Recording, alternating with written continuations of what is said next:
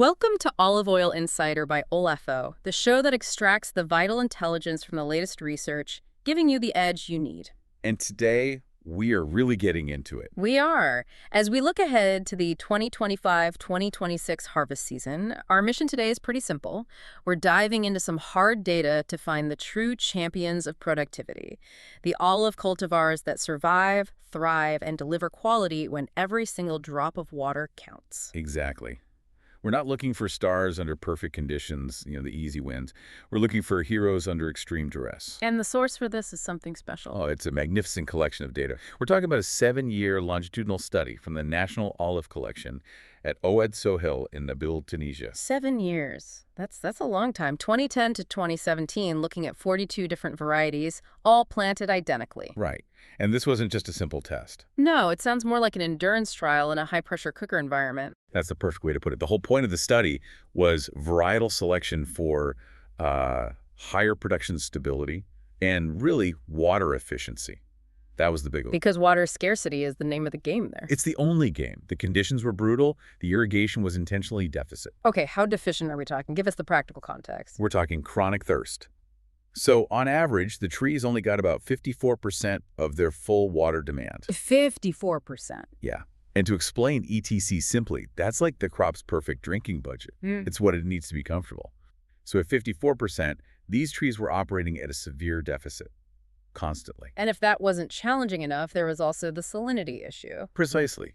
The irrigation water itself, the eau de vin, had borderline toxic salinity levels. We're talking 2.2 to 3.7 grams per liter. Wow. So this combines stress, the dehydration, and the salty water. It just led to huge variability in how the 42 cultivars responded. So the question is, which ones adapted and which ones just gave up? Exactly. Okay, so let's unpack this survival guide. Right. And when we talk about a champion in this kind of high-stress environment, I mean, simple yield in kilograms per tree is almost irrelevant, isn't it? Totally irrelevant. If a tree produces 100 kilograms, but it uses a reservoir's worth of water, that's just terrible business. Right. The metric that really defines success here is water productivity, or PE. PE. PE is the ratio of efficiency. Think of it like miles per gallon, but for an olive tree. We calculate how much output, in our case kilograms of oil, which we call PE oil, we get for every cubic meter of water we put in. So that's the ultimate bottom line for profitability. It is. What's a typical baseline for PE in the industry, just for context? Well, traditional irrigated olive growing in Tunisia, you'll often see PE values around 1.0 to 1.5 kilos of olives per cubic meter. Yeah. But this study confirms a really fundamental principle. Which is? That giving a tree all the water it wants, 100% of ETA city, often guarantees the worst PE values. Overwatering is it's wasteful, and it's counterproductive. You actually need some water stress to get high efficiency. Okay, this is where the story gets really interesting. Let's start with the varieties that failed the test, the surprising low performers that really struggle to turn water into oil. Yeah, if you look at the bottom of the list, I mean, the absolute bottom tier, we're talking a mere 0.01 to 0.05 kilograms of oil per cubic meter. That's tiny. It's almost nothing. And you find some globally popular names down there, cultivars that just prove to be high water consumers in these specific conditions. Like who? Well, Luke and Arbequina, for example, both known as high producers elsewhere. Yeah. But here they ranked really poorly on PE oil. Huh. And they were right alongside some local varieties like Sayali and Townsea. The point is their efficiency just completely collapsed under that water stress. It proves that success in a wet region means nothing here. That distinction, how they behave under stress, that is everything for growers in dry regions. Okay, so now let's talk about the heroes. The ones that actually mastered that water conversion over 7 straight years of stress. Right, the top tier. These are the ones hitting greater than 0.60 kilograms of oil per cubic meter. Meaning for every 1,000 liters of water, they're giving you back at least 600 grams of oil. Exactly. And here we have a very clear dual victory. The highest achievers were the local Tunisian star, Chemlali, and the international powerhouse, Koroneki. So Chemlali and Koroneki both just had superior water-to-oil conversion. They did. That's robust, consistent performance. They are the efficiency champions. What about that next level down, the mid-high performers, delivering, what was it, between 0.21 and 0.60? Yep. And in this mid-range, you see some really important local varieties. Dukar, Swili, Chétoui, Meski, and Chemlali, and they're performing right alongside key foreign imports like Zarzane, Cortina, and Malorado. So that's a really encouraging group. It shows good, solid efficiency, even if they're not the absolute best. For growers who need to diversify, those are highly promising. Very promising. The efficiency scores tell us who converts water best, but that only matters if you can physically manage the tree in your grove. So let's shift focus from efficiency to tree management. This is where we talk about tree size and structure, specifically canopy coverage, or TX. TX, yeah. It's essentially the shadow the tree casts at noon. It's the physical volume you have to account for. And that dictates everything from pruning costs to how you calculate water needs for the whole grove. Everything. And the study showed that while the average coverage for Tunisian and foreign varieties was pretty similar, around 25%, the individual differences were massive. And those differences translate directly into logistical headaches for the grower. Oh, absolutely. Let's identify the high-vigor trees first, the big ones, those that demand a lot of management, with coverage rates over 30%. Okay. Cortina led the whole pack, a huge 61% TX. Malorado was right behind it at 60%. 61%. How do you even manage that tree's water use in a deficit system? That seems like a nightmare for dense planting no matter what its PE score is. It's a total nightmare.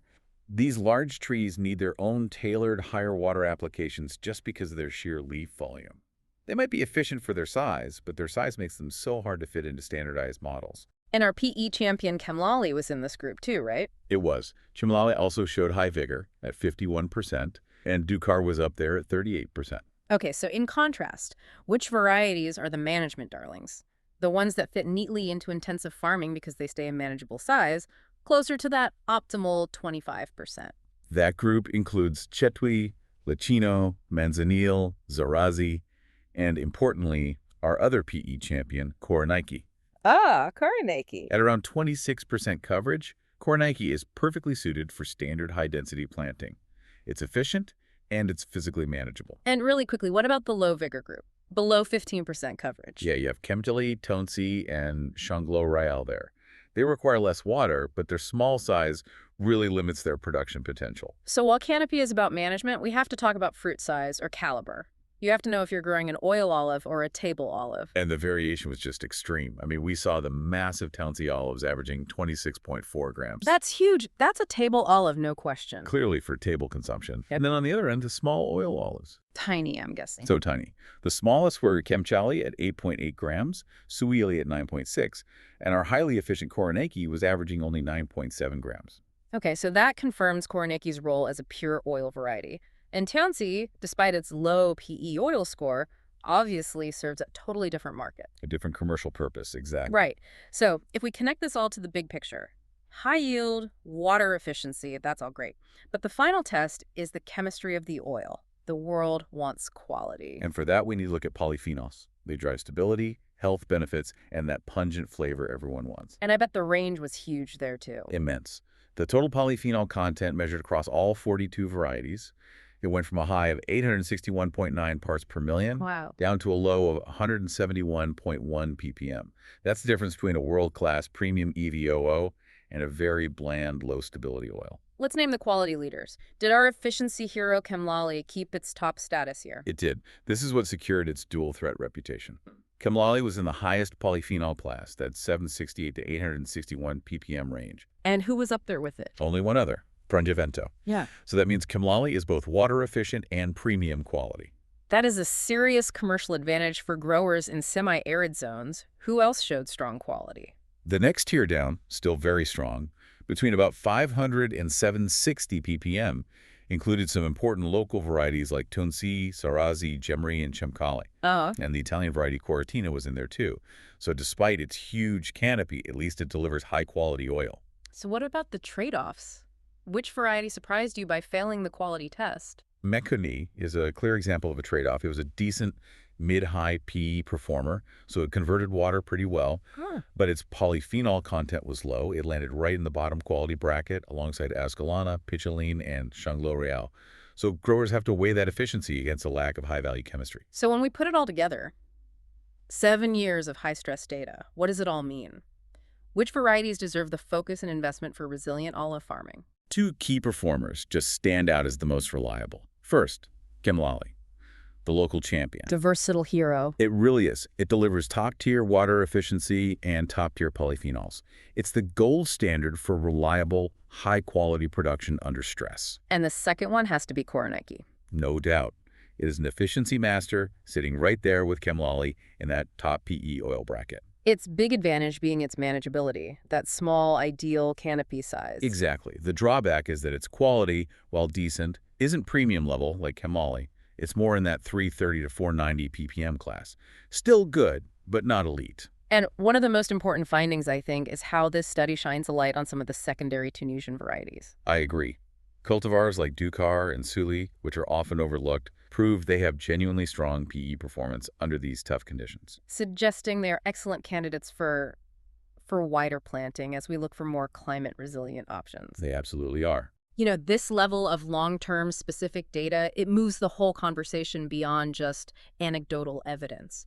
It gives growers the scientific tools for real decision-making. Thank you for walking us through this. It's a pleasure. The data is clear. Adapting to water scarcity means knowing your tree's personality inside and out. And we'll leave you, the listener, with this final provocative thought to consider right from the data. Chemlali and Koroneki are both highly water efficient, we know that. But Melorado was also highly productive, yet it demanded intense management with that massive 60% canopy. Koroneki was just as efficient, but only needed 26% coverage. Right. So if you are a grower investing in a high-stress environment, where do you put your capital? Do you invest in the intensive pruning and tailored water systems for a massive, efficient tree like Melorado? Or do you prioritize the lower management costs of a smaller, equally efficient tree like Koroneki?